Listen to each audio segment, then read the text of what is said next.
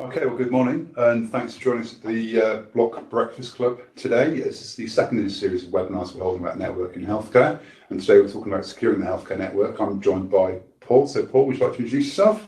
Morning, everyone. I'm Paul Yarwood. I'm one of the network architects at Block. I'm really happy to be here talking to you today. We're going to focus mainly on campus network security today, but obviously this will have sort of wider implications for other areas of the network as well. Okay, fantastic. So we can move on to the agenda.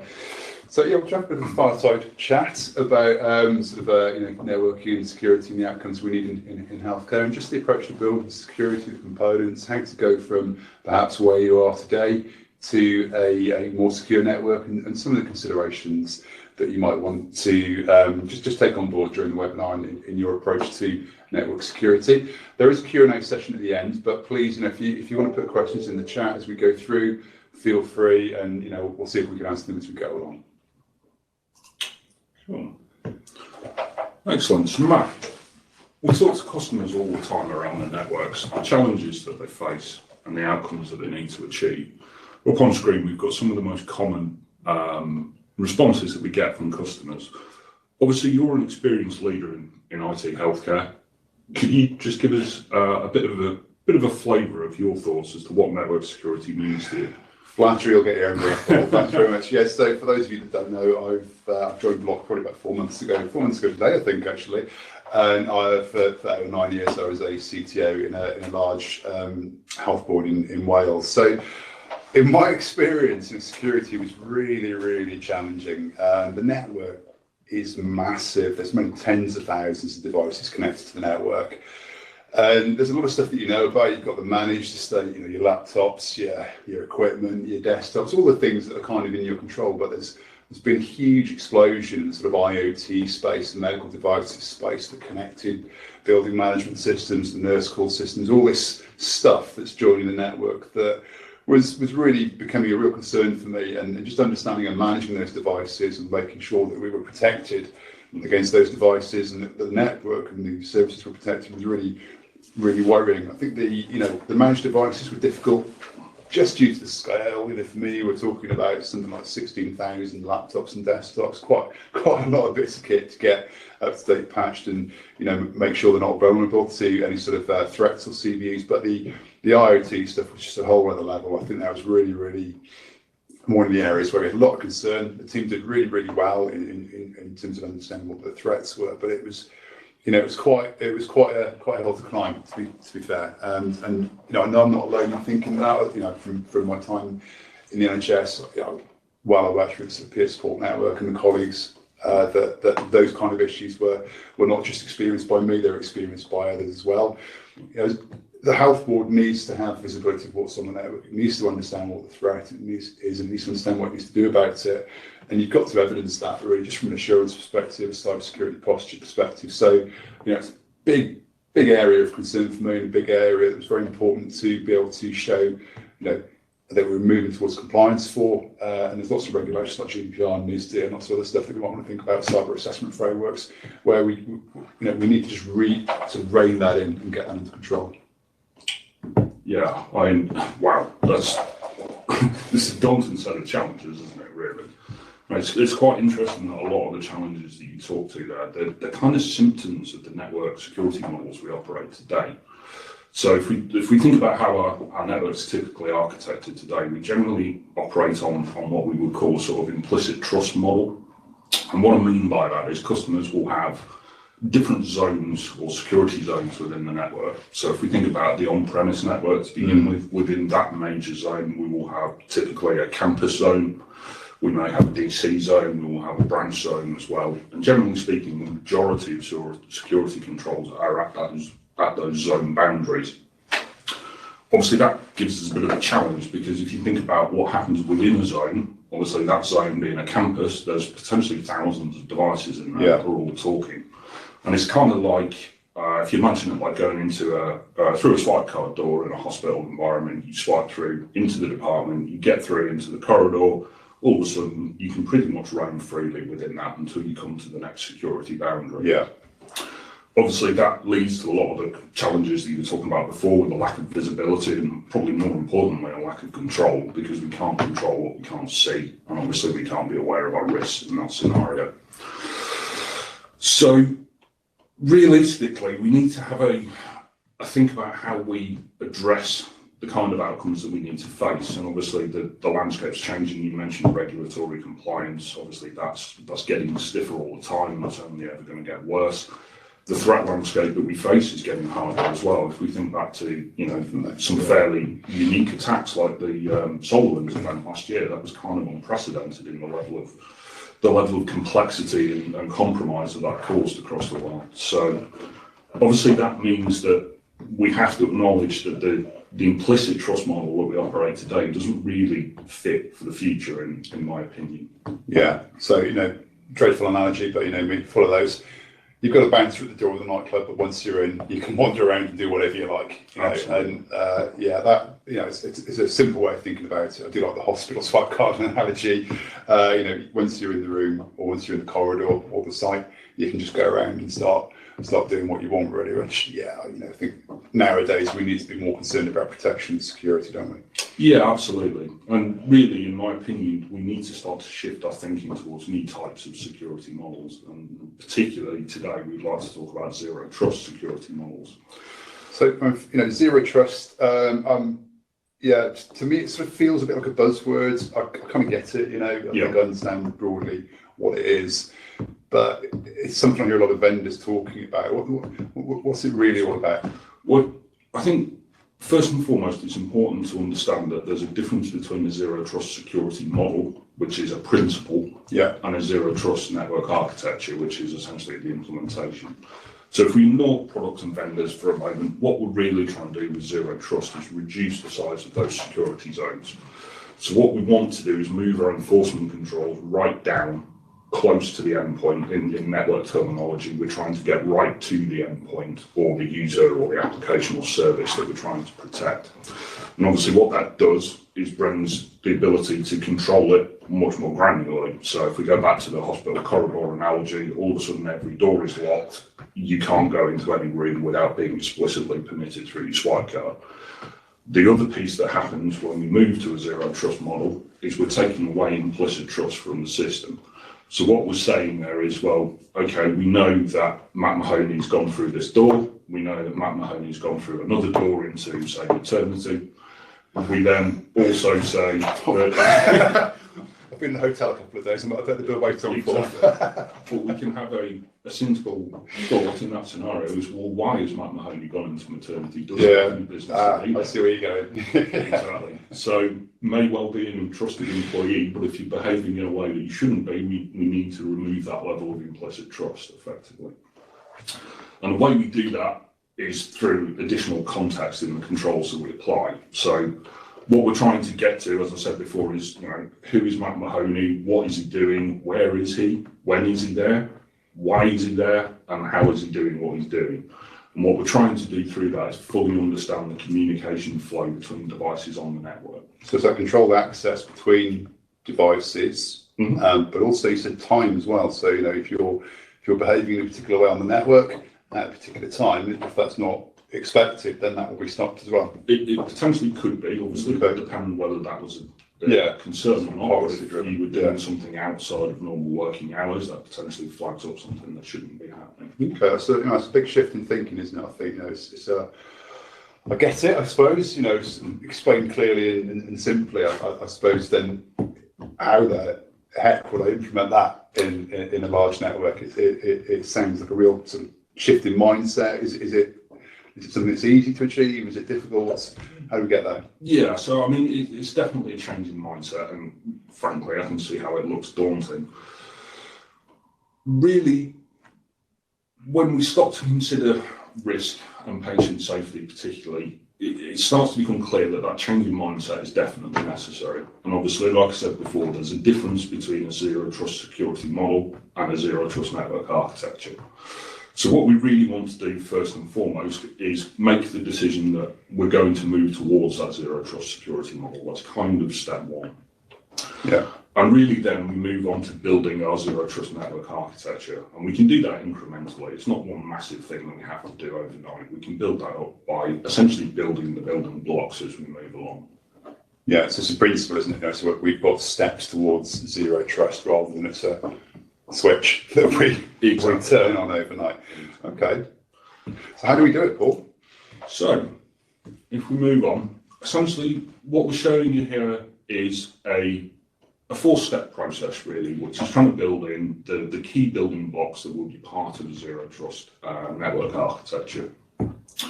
And what we really want to do with this is build a layered approach to having different security controls that all work in harmony. And the key bit really is we're trying to provide preventative protection in the first place and the ability to respond.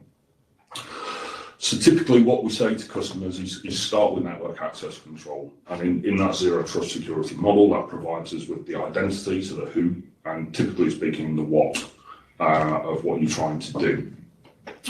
Obviously, we can build different controls into it and we can gain different benefits at different times. So once we've introduced network access control across the wired, the wireless, and potentially the remote access VPN as well, right, we gain complete control over the devices that can connect to the network. What we also typically gain is about 90% of the endpoints on the network are easily identifiable. The remaining 10% tend to be the more esoteric IoT devices that are a little more challenging to figure out what it's for. But really the benefit we get at that phase is we start to understand the risk profile of the network. So just to give an example from a customer we've worked with in the past, we have a scenario where we've deployed .1x across the entire environment, and we come to a point where we've suddenly identified that even though the customer wasn't aware of it, there's a shadow estate of hundreds of different unmanaged Windows endpoints out there. Right. And when we look into what those are actually for, they're typically speaking provided by medical suppliers. Yeah. So, you buy a hematology analyzer, they give you a PC with some control software on it. That's connected to the network. Nobody knows it's there. Nobody's patching it. It's got no AV on it, but it's still on the network. So again, if you think about this in sort of risk management terms, as we talked about before, just having that initial phase, we can start to take that risk profile down, or at the very least know the risk is there so that we can start to address it. Okay. What we typically then recommend to customers is to move into the segmentation phase. Now, segmentation takes two major forms. So what we're really trying to do with segmentation is reduce the internal attack surface. What I mean by that is moving those controls right back down to the edge. So that's the swipe card. No one can get you into the hospital. Precisely. And get you into the rooms you need to go into. Yes, exactly. So we can do that in two forms. The first form is called macro segmentation, and that's a bit like the large security zones that we talked about earlier on. We can typically use that to break up different use cases. So if you think ICS, multi-tenancy is a very common one that we need to start to accommodate. We can use macro segmentation to achieve that.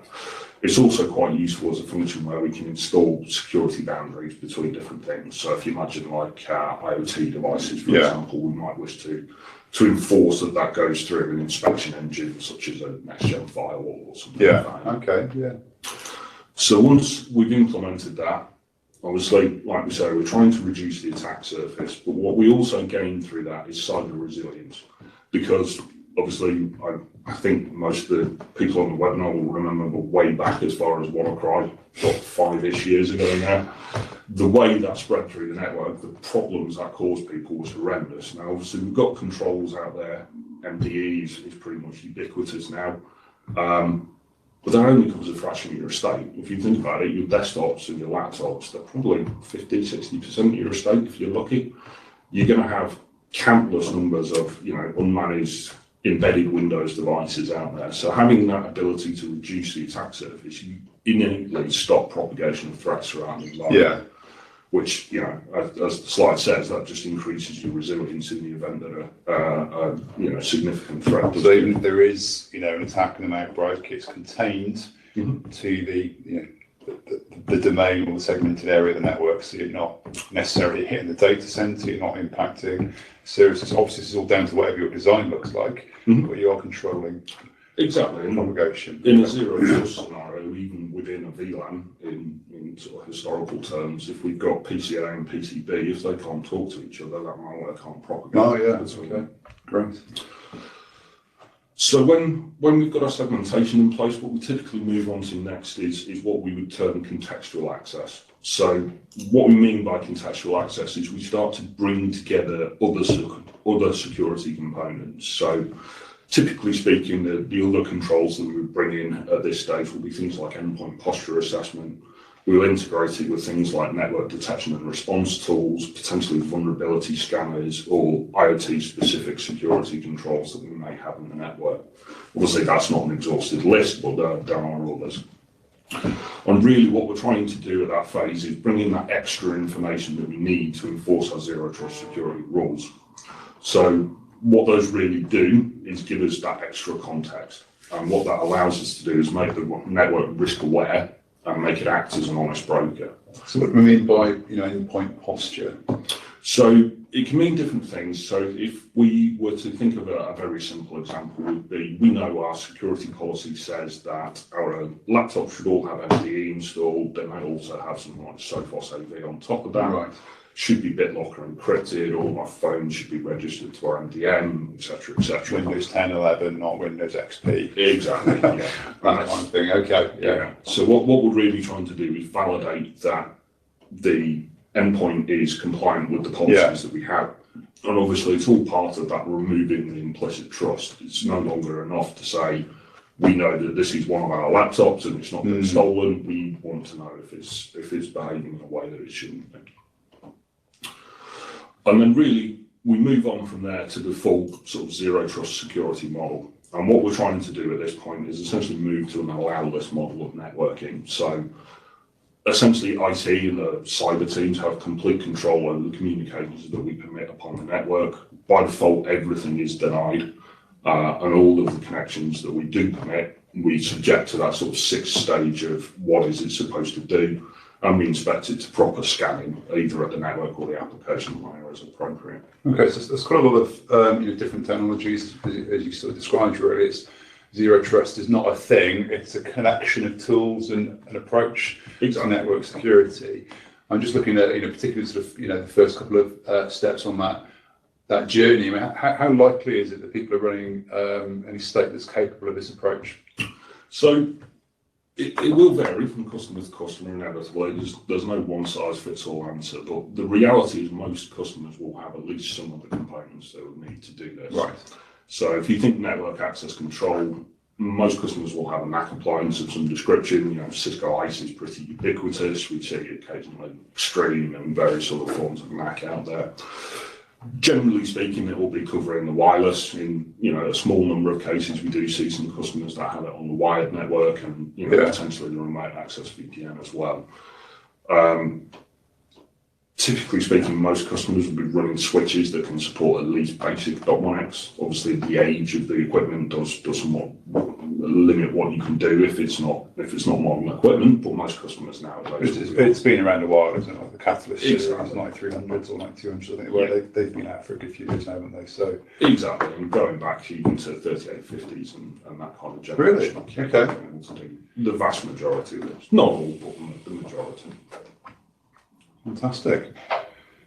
So, how, if you want to get zero trust, how do you get there? What's the approach to it? And how feasible is it to sort of strengthen the security of the network? And what does the journey look like, I suppose, really?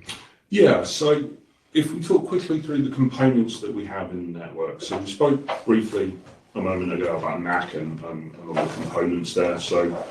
Really, fundamentally, we need a wired and wireless network. All customers will have one of those. That ultimately is our policy enforcement point, and that includes, obviously, the other aspects of the network, like firewalling and so forth. On top of that, we need to build a policy decision platform. So I mentioned Cisco ICE before. That's typically the most common one that we see out there. Obviously, other vendors are available. Yeah. On top of that, we need, ideally, an orchestration layer. So if you think about the number of switches and devices that are out there, trying to enforce our policies, sort of incrementally box by box, it doesn't really work. You've got 800, 900 switches on a healthcare network. You want to have a way of doing that. Precisely. So, an orchestration is key, whether that's a vendor supplied solution like Cisco DNA Center, or whether that's something like Chef, Puppet, or Ansible that you built yourself. It doesn't really matter, to be honest. But ideally, you need that orchestration layer to do this. So on top of that, again, you need your overlay security tools. Most customers will have something in place at the moment and may well want to build on that as time goes by. So, that may mean at the moment you've got something like a network detection and response tool, or you are interested in doing posture or whatever it may be. You can build those tools in bit by bit as time goes on. Now, really the key bit, and this is the bit a lot of customers overlook, is your endpoint management and your identity infrastructure. Obviously, as we move towards that zero trust security model, it's increasingly important that we know who everybody is, what everybody is. If your Active Directory or your PKI infrastructure is not working properly or is not up to snuff, you are going to struggle on that zero trust journey. So, I think fundamentally there really is, you can go to a hell of a lot of effort to get a zero trust working, but if you're not controlling your directory and who's got access to the network effectively, it's a fallacy, really, isn't it? It's a problem, yeah. If you think about it from the point of view of, well, you can provision access, well, that's great. It's how do you deprovision access? If you can't do that, you've got problems. So joins, moves and leaves, all that sort of stuff, and the use of administrative accounts and privileges, you've got to be on top of that for this to work effectively, really. Ideally, yes. Same with endpoint management. It's all well and good saying that we're going to remove implicit trust from the network. If we're not actually managing our endpoints, it's virtually impossible to do that, right? Sure.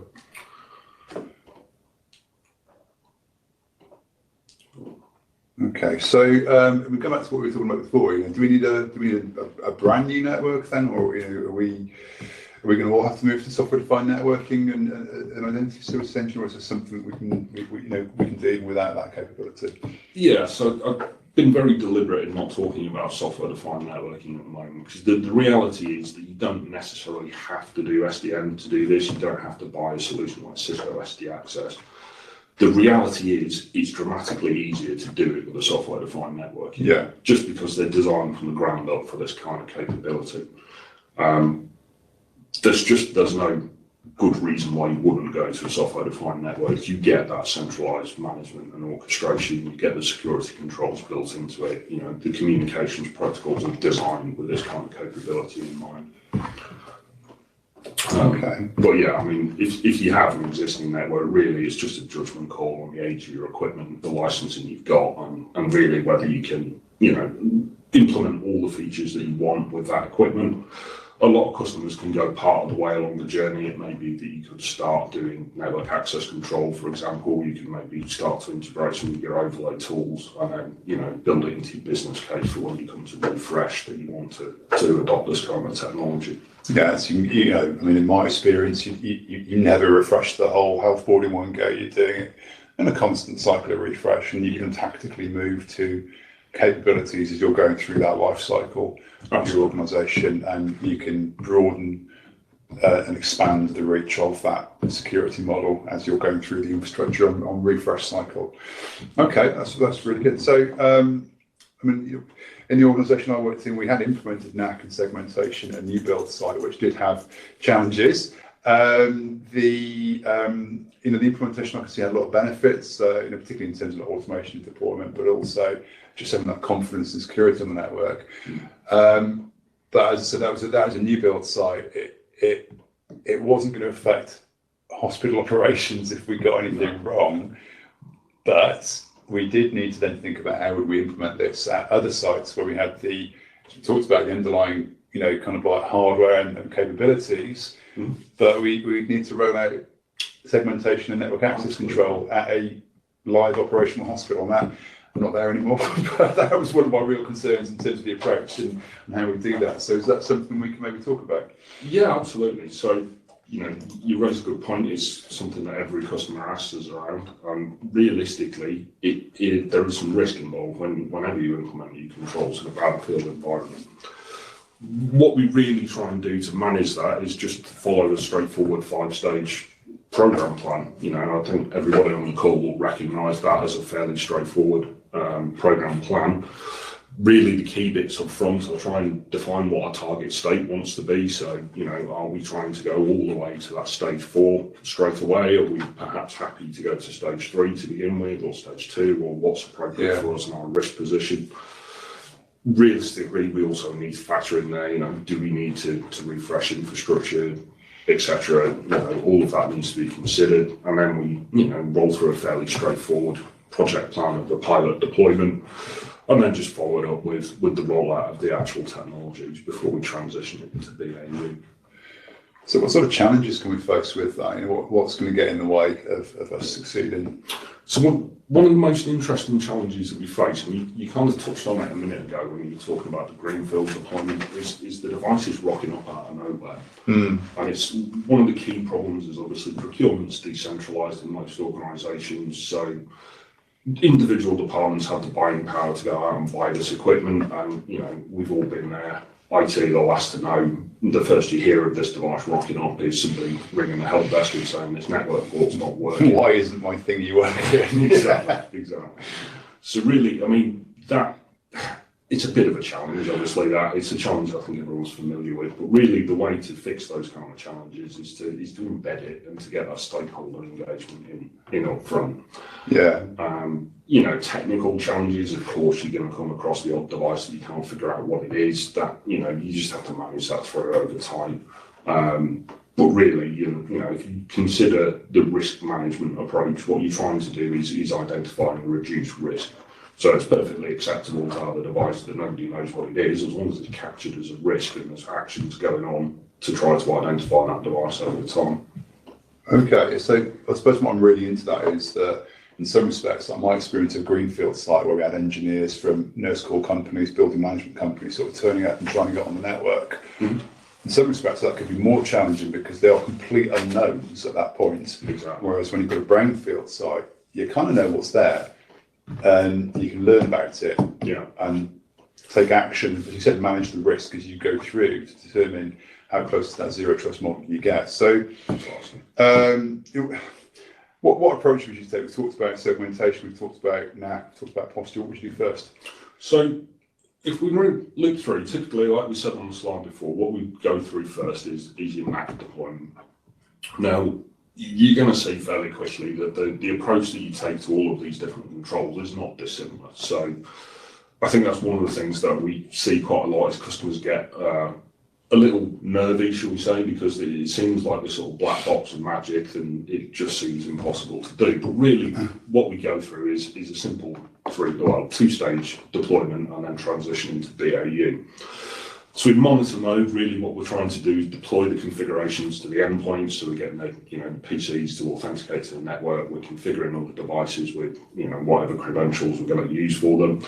We're rolling that out stack by stack around the network. And we're doing the sort of profiling and classification, and it's really at that phase where we start to get that visibility into what's out there.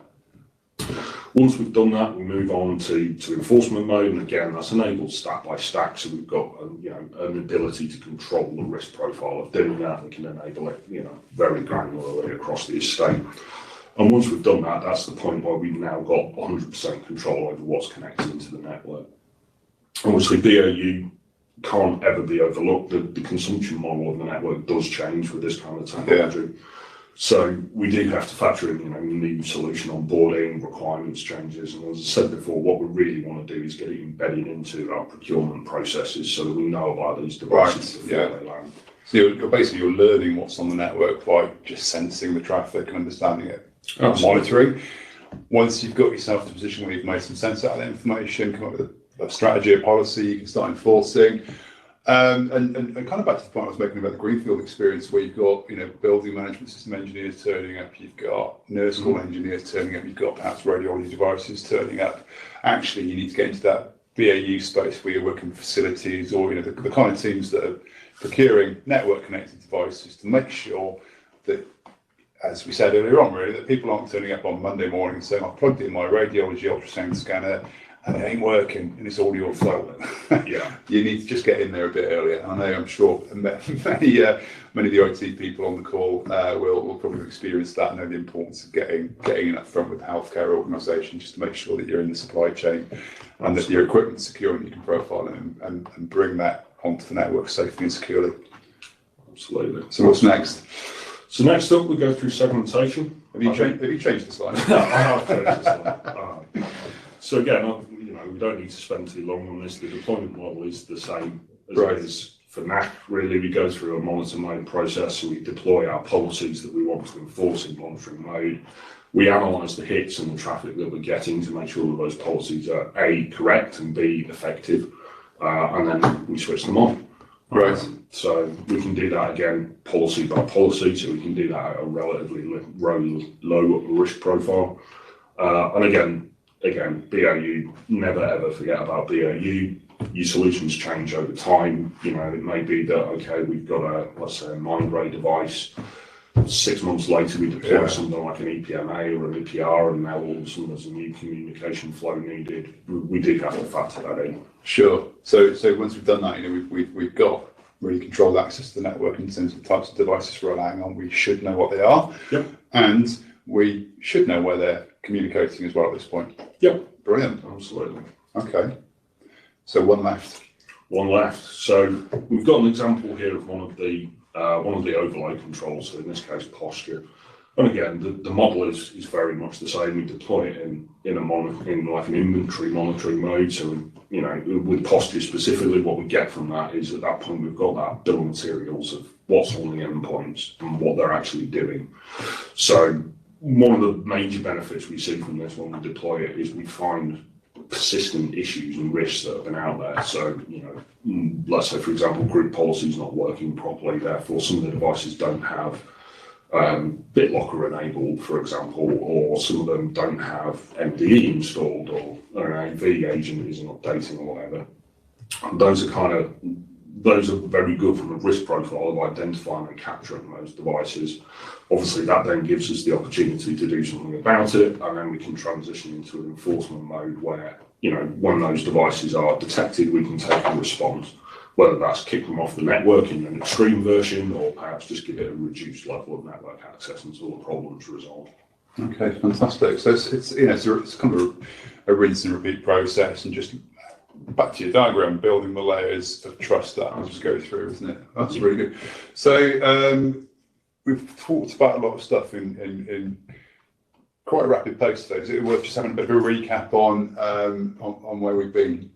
Yeah, absolutely. So I think that there's some key considerations that we see for pretty much every customer, and I think we've sort of danced around the point that stakeholder engagement really is critical to this. If you want to really get to that zero trust model, it does require buy-in. You want to get your execs on board with it. You want to get that sort of, yes, this is a journey we wish to go on, we wish to reduce our risk profile. Obviously, you talked about having different asset owners out there, getting them on board is very important. You've also got to keep in mind as well, your users, our stakeholders here, the consumption model of the network does change. So, you need to make sure that your users are aware of it and why we're doing it. Then really on the planning phase, the main advice I would give you straightforward is work out what your target state is as early as you can.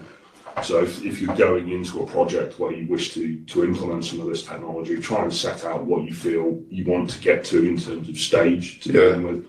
It's absolutely fine to say that our requirements and our risk appetite at the moment mean we're quite happy just to implement NAC and segmentation, and then we'll iteratively build on that with the other phases later on.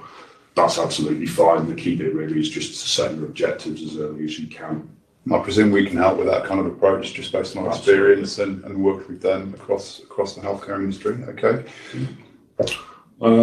So really then the next bit really is just understanding your infrastructure, and what I mean by that is make sure that you understand any limitations with your existing infrastructure. Ideally map it into any refresh plans that you have. So if you've made the decision that zero trust is the future for your organisation, then just make sure that you're making sensible buying decisions to really build that capability and as you refresh iteratively through the estate. don't forget about your endpoint and identity management functions. I can't stress that enough. It is critical that you get those right. So making sure that you've got those relatively solid is pretty important, to be honest. The other bits really are just BAU and operations. So, never forget, obviously, change happens all the time. Yeah. New devices come along, and that quite commonly will also be existing device types that change.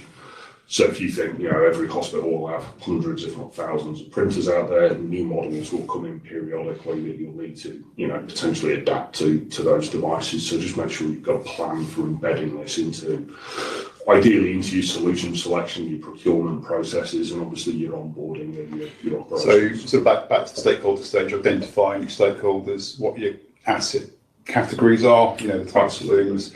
Yeah, my brain instantly went to medical devices when we started talking about this. You just mentioned printers. It's so obvious, but it wasn't the first thing I thought about. No. So you've got to make sure you're capturing what's on the network, and back to that kind of approach. The monitoring phase is going to help you identify that, isn't it? So if you haven't sorted within the stakeholder stage, you're going to find some information about something on the network, and you'll go and figure out. Fingers crossed. Who that belongs to. Fantastic. Yeah. So I mean, that's kind of it from the considerations. Obviously, we mentioned operations there. We sort of talked about it. One thing I would say is obviously when we do implement these technologies, we do expect a little bit of an uptick in support tickets to begin with. The reason being, obviously, we're finding risk and we're resolving it typically through incidents and support tickets. So obviously, just be aware that there is a little bit of an uptick that we expect. What we generally find with most customers is it starts, not high. I think one large trust we did it with, we're getting about 15 calls a month. And then that, within a few months, that sort of dwindled back to sort of 3 or 4. So, when you think about the number of tickets most trusts get. I was going to say we're about 120,000 a year, so 15 a month. It's not really. It's not that bad. But you're right. You've got to have the service model behind that to be able to just respond.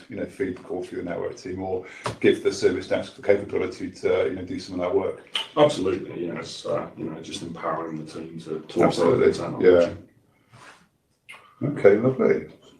There's 2 more webinars remaining in the series. So we've got Designing the Always On Healthcare Network with myself and Joseph Taverer. That's a couple of weeks' time. Looking forward to that one. And then towards the end of the month, we've got Building a Cloud-Ready Network Architecture. So it'd be really good to see people on those. And if people on the call have got colleagues who'd be interested in that, please share and let them know. If anyone's interested, wants to find out more, I suppose the first protocol is really to reach out to your account manager at Block and just have a conversation with them. If anyone wants to get in touch with me, my name is Matthew Mahoney. I'm the Director of Digital Transformation here at Block. Email address is mmahoney@block.co.uk. Drop us a line and put you in touch with the right people. Thanks very much for connecting up today. And so really appreciate your time. Hope you enjoyed the webinar, and we'll close the call. Awesome. Thank you very much, everyone.